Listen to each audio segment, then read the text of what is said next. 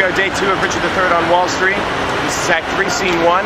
The trumpets sound. Enter young Prince Edward, the Dukes of Gloucester, Buckingham, Lord Cardinal, Catesby with others. Welcome, sweet Prince, to London, to your chamber. Welcome, dear cousin, my thoughts somber. The weary way hath made you melancholy.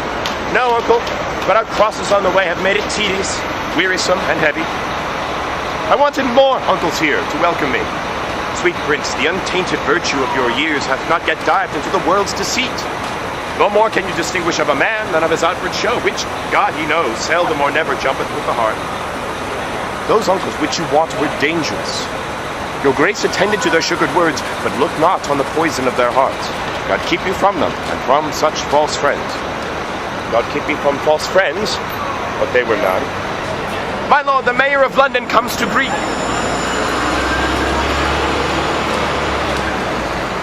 God bless your grace with health and happy days. I thank you, my lord, good my lord, and thank you all. I thought my mother and my brother York would long ere this have met us on the way. Fie, what a slug Hastings is that he comes not to tell us whether they will come or no. And in good time here comes the sweating lord. Welcome.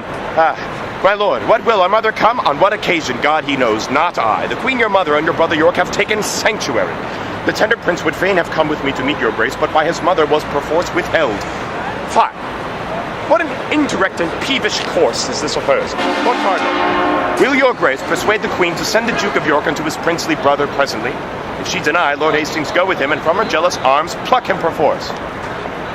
My lord of Buckingham, if my weak oratory can from his mother win the Duke of York, anon expect him here, but if she be obdurate to mild entreaties, God in heaven forbid we should infringe the holy privilege of blessed sanctuary. Not for all this land would I be guilty of so deep a sin. You are too senseless, obstinate, my lord. Too ceremonious and tradition. Weigh it but with the grossness of this age. You break not sanctuary in seizing him. The benefit thereof is always granted to those whose dealings have deserved the place, and those who have the wit to claim the place. Zuccotti Park, thank you very much. This prince hath neither claimed it nor deserved it, and therefore, in mine opinion, cannot have it. Then taking him from thence, that is not there, you break no privilege nor charter there. Oft have I heard of sanctuary men, but sanctuary children? Never till now. My lord, you shall o'errule my mind for once. Come on, Lord Hastings, will you go with me? I go, my lord. Good lords, make all the speedy haste you may. Say, Uncle Gloucester, if our brother come, where shall we sojourn till our coronation? Where it seems best unto your royal self. If I may counsel you, some day or two your highness shall repose you at the Tower. Then, where you please, and shall be thought most fit for your best health and recreation. Do not like the Tower? Of any place. Did Julius Caesar build that place, my lord? He did, my gracious lord, begin that place, which, since succeeding ages have re-edified. Is it upon record, or else reports it successfully from age to age he built it? Upon record, my gracious lord. But say, my lord, it were not registered. Methinks the truth should live from age to age, as 'twere retailed to all posterity, even to the general all-ending day. So wise, so young, they say, do never live long. What say you, uncle? I say without characters, fame lives long. Thus, like the formal vice, iniquity, I moralize two meanings in one word.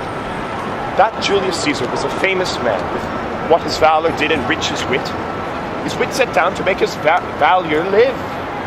Death makes no conquest of this conqueror, for now he lives in fame, though not in life. I'll tell you what, my cousin Buckingham.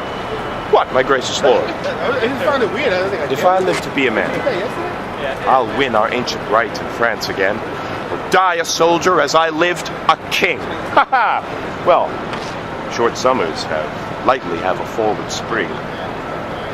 Now in good time, here comes the Duke of York.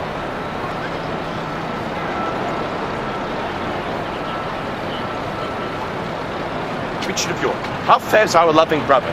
Well, my dread lord, so must I call you now. Aye, brother, to our grief, as it is yours. Too late he died that might have kept that title, which by his title hath lost much majesty. How fares our cousin, noble lord of York?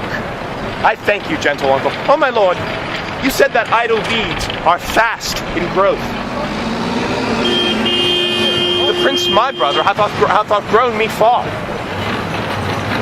He hath, my lord. And therefore is he idle?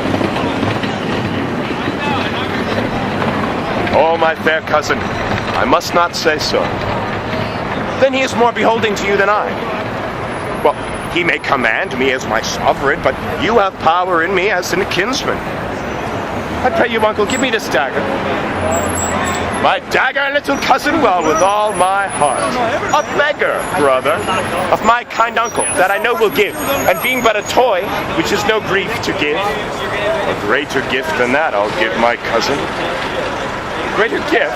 Oh, that's the sword to it. Aye, gentle cousin, were it light enough. Oh, then I see you will part, but with light gifts. In weightier things, you'll stay a beggar, nay.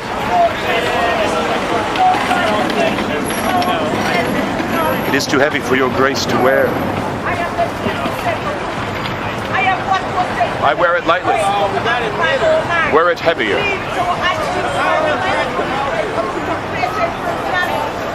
You have my weapon before.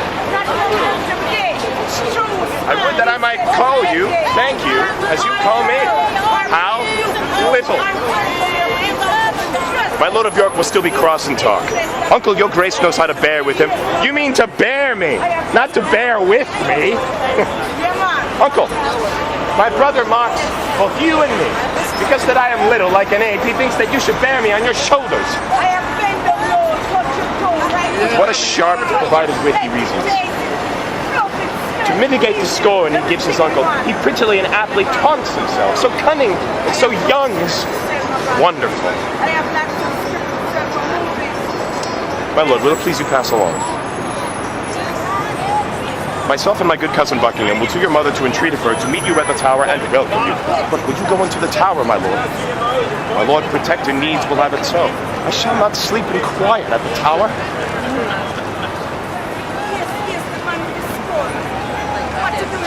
Skull, my brother? Is that the real skull? What?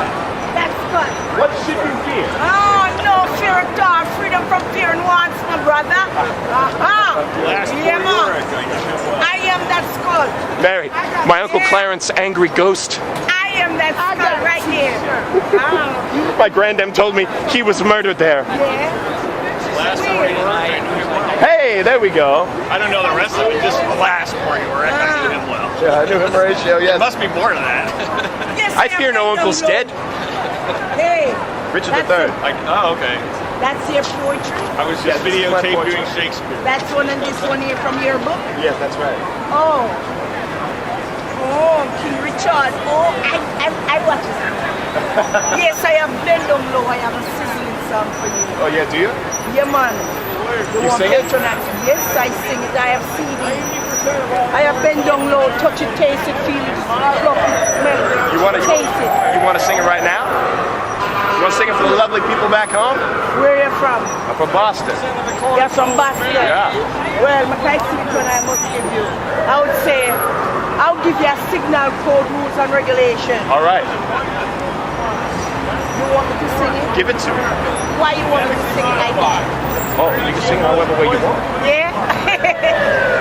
You put me on the spot, my brother. Yeah, so you're selling CDs, absolutely. Yes, but I said, what was then can never be erased. What was then, my brothers and sisters? The most exceeding rage, captivating in the thoughts and domineer your soul like the beast of revenge. What was then can never be erased.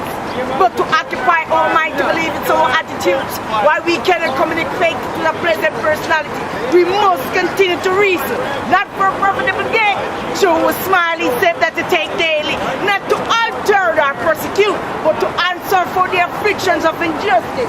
They're right, yes, I'm not gonna burn it. Yeah! Alright. Alright! Yeah, man, I'm going further in it. Hey, how much for CD? Give me a donation for it.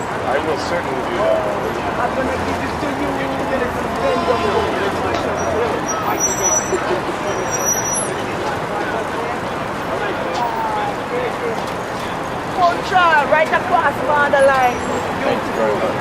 Blessed, my brother. Yeah, bless you. Are you gonna love it? I'm sure I will. Yeah, man. I'm gonna be right out here, so all time. Great. Yes. Thank you so much. Blessed, my brother. Bless you. Anyway. All right. All right. Yeah. Yeah. Yeah. All right, let's keep going. Yes, I have the sizzling lip. I have the thing to make you dance. Vanilla, yes. Come, my lord. With a heavy heart, Yes, I have the sizzling thinking thing, on them, go I unto the tower. I have the thing to make you dance. Vanilla, yes. Think you, my lord, this little prating York was not incensed by his subtle mother to taunt and scorn you thus opprobriously? No doubt, no doubt. Oh, 'tis a perilous boy. Bold, quick, ingenious, forward, capable. He is all the mother's from top to toe. Well, let them rest. Come hither, Catesby. Thou art sworn as deeply to effect what we intend as closely to conceal what we impart.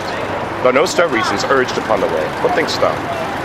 'Tis not an easy matter to make William Lord Hastings of our mind for the installment of this noble duke in the seat royal of this famous isle. He, for his father's sake, so loves the prince that he will not be won to aught against him. What thinkst thou then of Stanley? Will not he? He will do all in all as Hastings doth. Well, then no more but this. Go, gentle Catesby. As if it were far off, sound thou, Lord Hastings, how he doth stand affected to our purpose. Good sir. And summon him tomorrow to the tower to sit about the coronation. If thou dost find him tractable to us, encourage him and tell him all our reasons. If he be leaded, icy, cold, unwilling, be thou so too. So break off the talk, and give us notice of his inclination. For we tomorrow hold divided councils, wherein thyself shalt be highly employed. Commend me to Lord William. Tell him, Catesby, his ancient knot of dangerous adversaries tomorrow are let blood at Pomfret Castle. And to bid my lord, for joy of this good news, give Mistress Shore one gentle kiss the more. Good Catesby, go, effect this business soundly. My good lords both, with all the heed I can. Shall we hear from you, Catesby, ere we sleep? You shall, my lord. At Crosby House, there shall you find us both. Now, my lord, what shall we do if we perceive Lord Hastings will not yield to our complots? Chop off his head. That's something we will determine. And look, when I am king, claim now of me the earldom of Hereford, and all the movables whereof the king my brother was possessed. I'll claim that promise at your grace's hand, and look to have it yielded without kindness. Come, let us sup betimes, that afterwards we may digest our complots in some form.